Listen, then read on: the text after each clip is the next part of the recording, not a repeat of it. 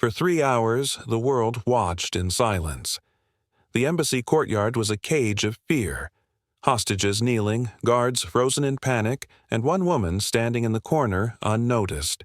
Her name was Lieutenant Claire Morgan, and in the chaos she looked almost fragile. Small frame, soft eyes, hands trembling as she clutched her headset.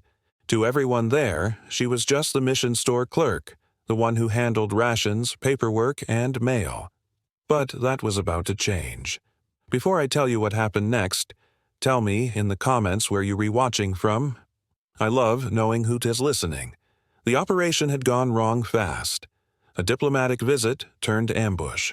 Armed insurgents stormed the compound, demanding their prisoners be released. The negotiator had been shot. The team's translator was injured, and communication with the outside world was severed. Through the thick embassy glass, the soldiers waited.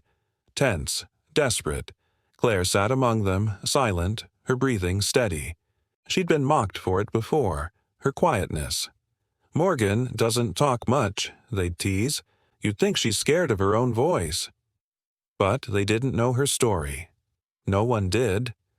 Across the courtyard, a young guard was trembling. One of the hostages, a child, barely 10, started crying. The leader of the attackers barked something in Arabic, his tone cold and sharp. The soldiers couldn't understand, but Claire could. Every word cut through her like a blade. "Quiet the child, or I will." Her heart dropped, and for the first time that day she moved. "Sergeant," she said softly, rising to her feet, "patch me into the intercom." The sergeant blinked. "Morgan, this isn't the time." "I said patch me in." There was something in her voice, firm, unshaking. He obeyed. And then, through the static, her voice echoed across the embassy courtyard. But it wasn't English. It was Arabic. Fluent, sharp, commanding. Every insurgent turned toward the speakers, stunned. The words rolled from her tongue like music. Confident, deliberate. "Stop this," she said. "You don't want to do this. I know who you are and I know why you're here." The leader barked something back, challenging her. The guards inside watched, wide-eyed. Claire closed her eyes, inhaling deeply. Memories flickered, her childhood in Aman, her father's lessons in the desert, his voice teaching her the language of compassion and control. "If you can speak their words," he'd once said, "you can speak to their hearts." Now she was living those words.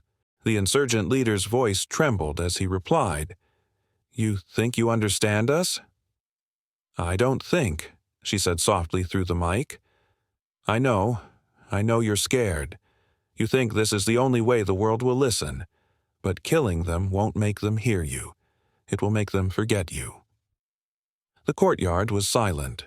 Even the birds above had gone still. He shouted again, demanding proof she wasn't lying. So she told him something only a local would know. The name of his village, the mosque by the old fig tree, the name of his mother. He froze. No one had spoken that name in years. "How?" he whispered. "Because she helped mine," Claire said gently. "She saved my father's life once, and I promised her I'd save someone someday, too." A long pause followed, the kind of silence that decides whether people live or die. Then, slowly, the man lowered his weapon. His men hesitated, uncertain. "You don't know what they did to us," he said, voice breaking. Claire swallowed, her throat tight. "Maybe not, but I know what it costs to hate. You can end this right now. Not with power, but with mercy." And then it happened. He nodded. One by one, the hostages were released. The soldiers surged forward, securing the compound without a single shot fired. The mission that had been written off as doomed, saved by a woman they'd all overlooked. When it was over, the general approached her quietly. "Lieutenant," he said, "why didn't you tell us you spoke Arabic?" Claire looked at him, tired but calm. "Because sometimes," she said, "people only hear you when it's quiet first." The next morning, as the sun rose over the compound, a small ceremony was held. The hostages stood with her, eyes full of gratitude, hearts full of awe. The soldiers who once mocked her now saluted her in silence. She didn't need a medal.